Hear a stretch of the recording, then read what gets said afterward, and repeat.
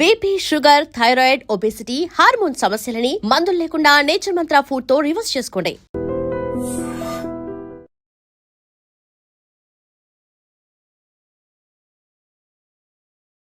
So as a gastroenterologist and recent టైమ్స్లో కూడా మన ఒక గట్ హెల్త్ అనేది కూడా వెరీ వెరీ ఇంపార్టెంట్.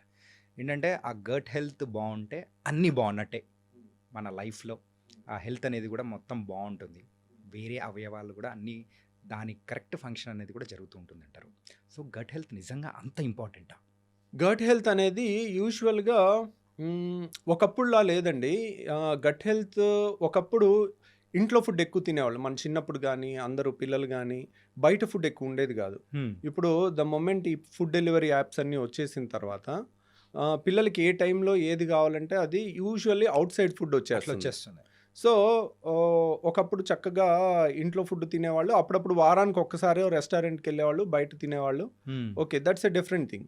ఇప్పుడు గట్ హెల్త్ సరిగ్గా ఉండాలంటే మనం తినే ఫుడ్ సరిగ్గా ఉండాలి. మనం తినే ఫుడ్లో క్వాలిటీ కన్నా కూడా టేస్ట్కి ఇంపార్టెన్స్ ఉన్నప్పుడు వాళ్ళు ప్రిపేర్ చేసే వాళ్ళు కూడా దీని టేస్ట్ ఎక్కువ ఉండాలి, ఏది కలిపినా పర్వాలేదు అన్నట్టు ఉంటారు. సో ఆబ్వియస్లీ వాళ్ళకి వాళ్ళ సేల్ ఇంపార్టెంట్, రైట్? వాళ్ళకి మన health is not important. But ఇంట్లో మన మదర్ ప్రిపేర్ చేశారనుకోండి, వాళ్ళకి టాప్ ప్రియారిటీ ఏముంటుంది, మన హెల్త్ బాగుండాలి, కొంత టేస్ట్ ఉండాలని రెండూ ఉంటాయి. ఆ ప్రేమ అనేది ఉంటుంది, వీళ్ళ ఆరోగ్యం అనేది ఉంటుంది. అది అవుట్ సైడ్ ఫుడ్ డెలివరీ యాప్స్లో అది ఉండదు. కాబట్టి మనం చెత్త అంతా తినేసరికి ఇప్పుడు గట్ హెల్త్ చాలా మంది గ్యాస్ గ్యాస్ గ్యాస్ గ్యాస్ అని ఉదయం లేస్తే gas,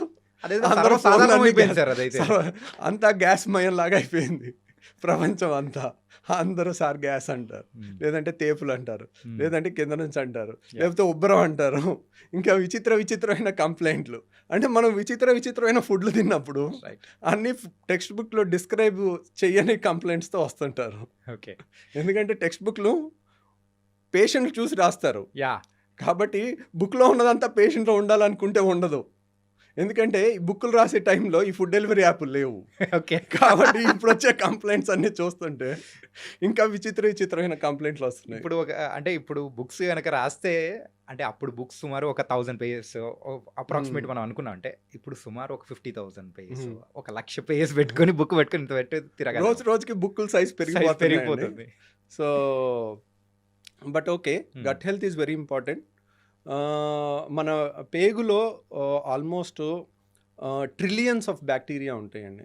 they are all good bacteria, మనకి హెల్ప్ చేస్తూ ఉంటాయి. మనకి కొన్ని హార్మోన్స్ని తయారు చేస్తాయి, మనకి కొన్ని ఇమ్యూనిటీ పవర్ని పెంచే బ్యాక్టీరియా ఉంటాయి. They are Symbiosis.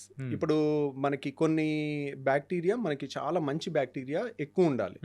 సో కొన్ని చెడు బ్యాక్టీరియా కూడా ఉంటాయి. ఒక్కోసారి మనం అన్హెల్దీ ఫుడ్ ఎక్కువ తింటా ఉంటే ఆ చెడు బ్యాక్టీరియా పెరగటం వల్ల మనకి రకరకాల వ్యాధులు, క్రాన్స్ అని, అల్సరేటివ్ కోలైటిస్ అని రకరకాల జబ్బులు రావచ్చు. గ్యాస్ సమస్య అని, ఐబిఎస్ అని రకరకాలు. So gut health is very important. And stress వల్ల కూడా ఒకప్పుడు కన్నా ఇప్పుడు స్ట్రెస్ లెవెల్స్ పెరుగుతుంది. ఆ స్ట్రెస్ లెవెల్స్ పెరగటం వల్ల వాళ్ళకి స్ట్రెస్ ఎప్పుడైతే పేగులు కదలికలు ఇష్టం వచ్చినట్టు జరుగుతాయి. సార్ అది ఎమోషన్స్కి సంబంధించి మరి ఇక్కడ అంటే దానికి దీనికి లింక్ ఎలా పడుతుంది సార్? అంటే ఇప్పుడు మీరు ఎప్పుడైనా ఒక పిల్లల్ని భయపెట్టారు అనుకోండి, సడన్ గా ఇది పోసేసుకుంటారు. అవునా? నడిచిపోయింది అంటారు. ఇది కూడా అవుతుంది. అంటే వాళ్ళు భయపెడితే పేగులు కదులుతాయి. ఓకే, సో పేగుల movements are related to stress. Okay, so there is everything is inter related. ఇప్పుడు మన ఏలు కదిలించాలనుకోండి, మన బ్రెయిన్ నుంచి ఒక సిగ్నల్ వస్తుంది. ఇట్ ఈస్ సొమాటిక్ అన్నమాట. మన పేగులు నేను కదిలిస్తానంటే కదలవు అవి. They are autonomic nervous system కంట్రోల్లో ఉంటాయి. అటానమిక్ నర్వస్ సిస్టమ్ కంట్రోల్ అంటే 10 నిమిషాలకు ఒకసారి, 20 నిమిషాలకు ఒకసారి దాని మూమెంట్ ఇలా ముందుకి పేగులు కదలికలు అనేది వస్తుంటాయి. అవి స్ట్రెస్ని బట్టి ముందుకి వెనక్కి వెళ్తుంటాయి, ఇష్టం వచ్చినట్టు కదలికలు ఉంటుంటాయి. So stress is one important thing which impairs the gut health apart from latest outside food epidemic. అంటే అవుట్ సైడ్ ఇక అది మీరు ఆ టర్న్ ఓవర్స్ చూస్తే మైండ్ బ్లాక్ అయిపోవాల్సిందే. ఫుడ్ డెలివరీ యాప్స్ మీరు రీసెంట్ టైమ్స్లో అయితే వాళ్ళు రికార్డ్ బ్రేక్ చేస్తున్నారు సార్. అంటే మోస్ట్ ప్రాఫిటబుల్ జాబ్ అన్నట్టు కూడా అసలు యాప్స్ అనేది కూడా తయారైపోయి. ఏంటంటే ఇప్పుడు మీరు ఒక్క ఇంట్లో ఒక పూటకి ఒకళ్ళు ఒక రెస్టారెంట్లో ఆర్డర్ పెట్టుకోవట్లే. నాకు Hmm. ఇది ఇక్కడ కావాలి, నాకు ఇది ఇక్కడ కావాలి. ముగ్గురు బాయ్లు వచ్చి డెలివరీ చేసే టైమ్స్ కూడా ప్రతి ఇంట్లో మీకు I don't think any one is exception.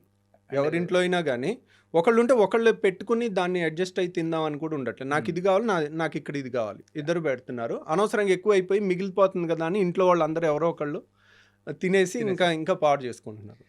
అంటే ఈరోజే సో యూజువల్గా నేను బ్యాచులర్, మా డాడ్ వచ్చారని చెప్పేసి ఉన్నాను. సో బ్యాచులర్స్ ఉన్నప్పుడు కుక్ చేసుకోవడం అనేది కూడా కొంచెం కష్టం, వర్క్ చేసుకుంటా అలా అని బయట నుంచి ఫుడ్ అనేది కూడా తీసుకురావడానికి మా డాడ్ వెళ్ళారు. వెళ్తే నియర్లీ 4 to 5 ప్లేసెస్ దగ్గరికి వెళ్తే యూజువల్గా అంటే ఎక్కువ పీపుల్ వచ్చి పర్చేస్ చేస్తూ ఫుడ్ ఎక్కడికి వెళ్ళినా కానీ అంతే ఉన్నారు. అంటే ఇంట్లో వండుకోవడం అనేది మానేశారా కంప్లీట్గా. ఈవెన్ ఫ్యామిలీస్ అయినా కానీ అందరూ వచ్చి బయట తినడము. ఒకప్పుడు బయట తినడం అనేది వీక్లోనో మంత్లోనో సరదాగా వచ్చి తినేవాళ్ళు, కానీ ఇప్పుడు అది అలవాటుగా మారిపోయింది. ఇది ఎంతకాలం అనేది బాగుంటుంది?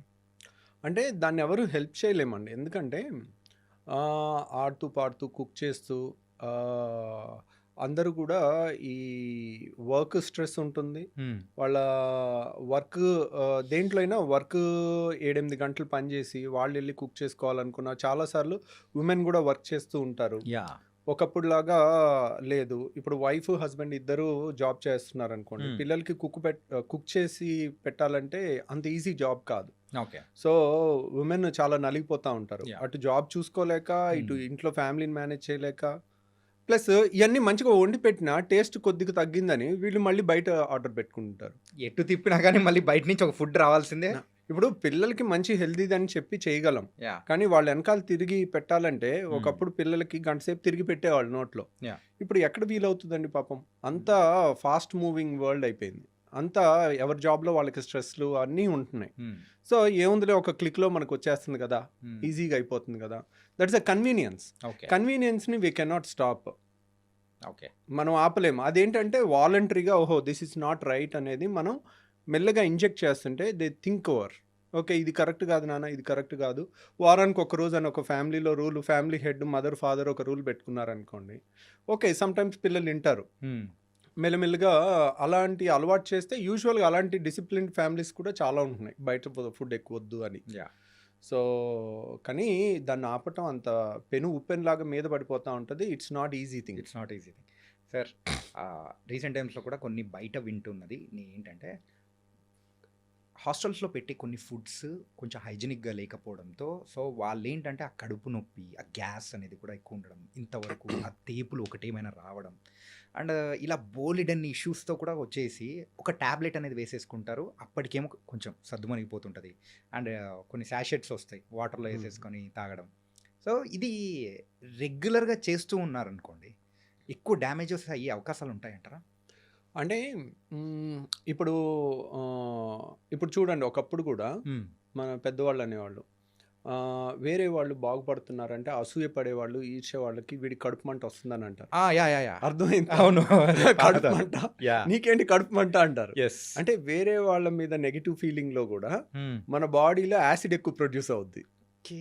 సో యాసిడ్ ఎక్కువ ప్రొడ్యూస్ అయితే ఏమవుతుంది, అల్సర్స్ ఫామ్ అవటం, ఎసిడిటీ ఫామ్ అవటం, తేపులు ఎక్కువ రావటం, ఇవన్నీ కూడా ఉంటాయి. సో అలాగే ఇప్పుడు అన్హెల్దీ ఫుడ్ ఉంటుంది, స్ట్రెస్ ఉంటుంది. స్ట్రెస్లో కూడా యాసిడ్స్ ఎక్కువ ప్రొడ్యూస్ అవుతాయి. సో కంటెంట్ అట్లీస్ట్ మంచి కంటెంట్ తిన్నాం అనుకోండి, మన ట్రెడిషనల్ మీల్ ఎలా ఉంటుంది, ఒక కూర అన్నం, రైట్, ఒక పప్పు అన్నం, ఒక పెరుగన్నం, రైట్, అన్నీ చక్కగా ఫినిష్ చేసుకుని లాస్ట్కి పెరుగన్నంతో ఫినిష్ చేస్తాం. పెరుగులో ఏముంటాయి, లాక్టోబాసిల్లస్ ఉంటుంది. లాక్టోబాసిల్లస్ అంటే అది నైట్ అంతా తోడుపెట్టిన పెరుగు ఉంటుంది కదా, దాంట్లో కొన్ని గుడ్ బ్యాక్టీరియా ఉంటాయి. ఆ లాక్టోబాసిల్లస్ అనేది చాలా మంచిది గట్ హెల్త్కి. మన మంచి బ్యాక్టీరియాని బాడీలో పెంపొందిస్తుంది. ఇలాంటివి మన ట్రెడిషనల్ ఫుడ్ కొంచెం టేస్ట్ తగ్గినా దానికి అడ్జస్ట్ అయ్యి ఉంటే కనుక యూజువల్గా మన గట్ హెల్త్ ఇంప్రూవ్ అవుతుందండి. ఒకప్పుడు మా చుట్టాల్లో ప్రొఫెసర్ వెంకటేశ్వరరావు గారు అని ఉన్నారు.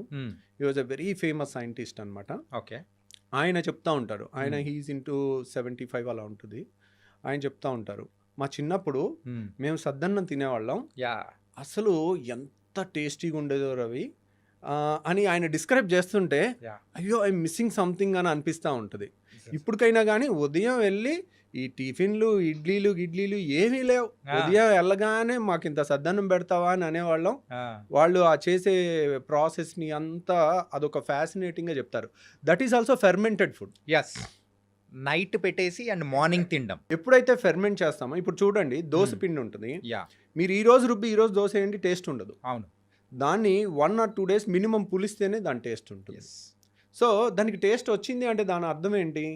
Good thing for our health అనే దానికి కొంచెం టేస్ట్ కూడా ఒక్కోసారి పెరగచ్చు అంటే దానికి. యా, సో అదే కంటెంట్ ఏం లేదు, ఒకరోజు ఆగితే ఆ ఫెర్మెంటేషన్లో గుడ్ బ్యాక్టీరియా వచ్చి మన హెల్త్కి ఇంప్రూవ్ చేసే అవకాశం ఉంటుంది. ఓకే. సో అలాంటివన్నీ మన పాత ట్రెడిషన్స్ అన్నీ కూడా అందరం మర్చిపోతా ఉన్నాము. సో ఈ సద్దన్నం లాంటిది ఫెర్మెంటెడ్ థింగ్ కానీ ఇవన్నీ కూడా మనం మళ్ళీ ఆ అథెంటిక్ ముసలోళ్ళందరినీ పట్టుకుని తీసుకొచ్చి ఏది అథెంటిక్ అనేది అది ఇప్పుడు నేను అడిగితే నేను ఎప్పుడు నా చిన్నప్పుడే నేను తినలేదు దాన్ని నేను ఎలా చెప్పగలను? మా ముందు జనరేషన్ వాళ్ళు చెప్తుంటే వింటా ఉన్నాం. సో కానీ ఇప్పుడు అథెంటిక్ చేసేవాళ్ళు ఎక్కడో ఏళ్ల మీద లెక్క పెట్టచ్చు. వాళ్ళని తీసుకొచ్చి దాన్ని తయారు చేయించి దాన్ని ప్రాపగేట్ చేస్తే ఇప్పుడు మంచి తోడేస్తే మంచి టేస్ట్ పెరిగి వస్తుంది. అట్లాగే ఆ సద్దన్నంలో కూడా వేసే కంటెంట్ స్టార్టర్ ఉంటుంది. స్టార్టర్ని రోజు ఆ గంజిలోంచి తయారు చేస్తారు. అది గంజిని వార్చి గంజిని పులవబెట్టి దాంట్లో వచ్చే బ్యాక్టీరియా ఉంటుంది. పెరుగులో ఉండే బ్యాక్టీరియా వేరు, దాంట్లో ఉండే బ్యాక్టీరియా వేరు. సో ఆ స్టార్టర్ నుంచి తయారు చేయటం అనేది ఇప్పుడున్న వాళ్ళలో ఎంతమంది చెప్తారు ఇది సద్దన్నం అని, కానీ ఆ అథెంటిసిటీ అనేది రియల్గా మళ్ళీ మనం రీడిస్కవర్ చేసుకోవాల్సిన టైం వచ్చింది మన గట్ హెల్త్కి. ఆ టేస్ట్ని కూడా మిస్ అవ్వకుండా వాళ్ళు ఇప్పటికీ ఆయన చెప్తూ ఉంటే ఆయన ఫేస్లో ఆ ఎక్సైట్మెంట్, మా చిన్నప్పుడు ఇలా తినేవాళ్ళం, సద్దన్నం పెడితే ఎంత ఆనందంగా తినేవాళ్ళం అని చెప్తా ఉండేవాళ్ళు. సింపుల్గా మన ఇమాజినేషన్లోకి వెళ్తున్నాం, ఆ తింటున్న ఫీలింగ్ అనేది వచ్చేస్తూ ఉంటుంది. ఓకే సార్, ఈ ఫుడ్స్ విషయానికి వచ్చాం కాబట్టి ఫుడ్స్ విషయంలో మెయిన్గా మన హైదరాబాద్ డిసీస్ అనే కాదు, ఇప్పుడు ప్రజెంట్ ఉన్న ట్రెడిషన్ ప్రకారం అయితే అందరూ కూడా biryani is very common thing. బిర్యానీలో లాట్ ఆఫ్ మసాలాస్ అన్నీ ఉంటాయి. దాంతోపాటు కాంబినేషన్గా ఒక బ్లాక్ కూల్ డ్రింక్ అనేది కూడా యూస్ అంటే తాగుతూ ఉండే అవకాశాలు అనేది కూడా ఎక్కువ ఉంటుంది. ఈ రెండింటి కాంబినేషన్ సో మన గట్ హెల్త్కి ఏమైనా ప్రాబ్లం తెస్తుందా? సో బిర్యానీస్ వల్ల మన ప్రాబ్లం తెస్తుందా అంటే యూజువల్గా వన్స్ ఇన్ ఎ వీక్ తిన్నాం అనుకోండి, ఓకే, ఇట్స్ ఓకే. బట్ బిర్యానీని కూడా ఇంట్లో మంచిగా చేసుకుని కూడా చాలా బాగా కుక్ చేసుకుని కూడా తినొచ్చు. ప్లస్ కూల్ డ్రింక్ అనేది కూడా once in a week is okay. So కానీ cool drink can destroy somebody's life. కొంతమంది పిల్లలు ఏంటంటే ఫ్రిడ్జ్లో 2 లీటర్ కూల్ డ్రింక్ బాటిల్ తెచ్చి పెట్టుకుని మంచినీళ్ళు తాగినట్టు తాగుతున్నారు. వాళ్ళు అసలు that is very destructive thing అనమాట. Cool drinks are not good, more dangerous than alcohol నేను చెప్తాను. కూల్ డ్రింక్స్ ఎక్కువ తాగటం. Okay. So it has not because of gas వల్ల కాదు. Gas is very good. Gas ఏముంటుంది దాంట్లో ఉండేది కార్బన్ డైఆక్సైడ్. కార్బన్ డైఆక్సైడ్ తాగామనుకోండి వెంటనే తేపు వచ్చేస్తుంది, లేదంటే కరిగిపోయినా కానీ గాల్లో మనం ఆక్సిజన్ కన్నా కార్బన్ డైఆక్సైడ్ 20 times ఫాస్ట్గా బాడీలోకి వెళ్తుంది. అలాగే 20 times ఫాస్ట్గా బ్రీతింగ్లోంచి బయటకు వచ్చేస్తుంది. So 20 times faster diffusion. కాబట్టి మనకి carbon dioxide is not unhealthy. But ఆ కూల్ డ్రింక్లో ఒక కోకా-కోలా గ్లాస్లో 16 ప్యాకెట్ల షుగర్ ఉంటుంది. 16 ప్యాకెట్ల షుగర్. మీరు కోకా-కోలా సీఈఓని ఇంటర్వ్యూ చేసింది ఉంది, మీరు కావాలంటే యూట్యూబ్లో చూడొచ్చు. కోకా-కోలా సీఈఓని మన సినిమా హాల్లో తీసుకునే ఈ సైజు కూల్ డ్రింక్ గ్లాస్ ఉంటుంది.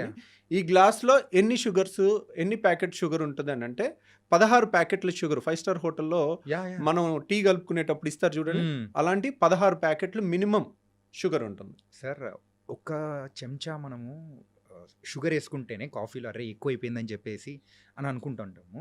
కాకపోతే ఇంత టూ మచ్ ఆఫ్ షుగర్ అనేది కూడా మనం కన్జ్యూమ్ చేస్తున్నామంటే ఆ టేస్ట్ అనేది ఆ గ్యాస్, ఆ కూలింగ్ అండ్ ఈ షుగర్ 3 కలిసేసరికి వస్తుంది. ఓకే. సో యాక్చువల్గా మీరు గ్యాస్ లేదనుకోండి, అసలు గ్యాస్ అంతా జస్ట్ షేక్ చేసి గ్యాస్ అంతా తీసేసి ఒట్టి కూల్ డ్రింక్ తాగండి, ఎవరు తాగలేడు. కూలింగ్ లేకుండా వేడిగా తాగలేరు. సో షుగర్ లేకుండా కొద్దో గొప్ప తాగొచ్చు. సో మోస్ట్ డేంజరస్ మనకు చిన్నప్పుడు గోలీ సోడాలు ఉండేవి. అవును. సో దాంట్లో కూడా కార్బన్ డైఆక్సైడ్ ఉండేది. దాంట్లో ఎక్కువ షుగర్ ఏమి ఉండదు. నిమ్మకాయ సోడా, నిమ్మకాయ వేసి కొంచెం ఉప్పు అన్న వేసుకోవచ్చు, కొంచెం మనం షుగర్ అన్న ఒక చెంచానో వేసుకుని తాగేస్తే ఇట్స్ నాట్ దట్ డేంజరస్. కానీ ఇప్పుడున్న వాటిలో ఆ కాన్సన్ట్రేషన్ పెంచి కాంపిటీషన్లో మా దాంట్లో ఎక్కువ ఎఫెక్ట్ అంటే మా దాంట్లో కిక్ ఎక్కువ, దీంట్లో కిక్ ఎక్కువ, దాంట్లో ఏం కలుపుతాం ఇమ్మెటీరియల్, మన సేల్ ఎంత అయింది అనేది ముఖ్యం. రైట్. అది రిజల్ట్స్ అనేదే వాళ్ళకు వాళ్ళకి కావాల్సింది ఏంటి? ఇప్పుడు ఒక కంపెనీ ఒక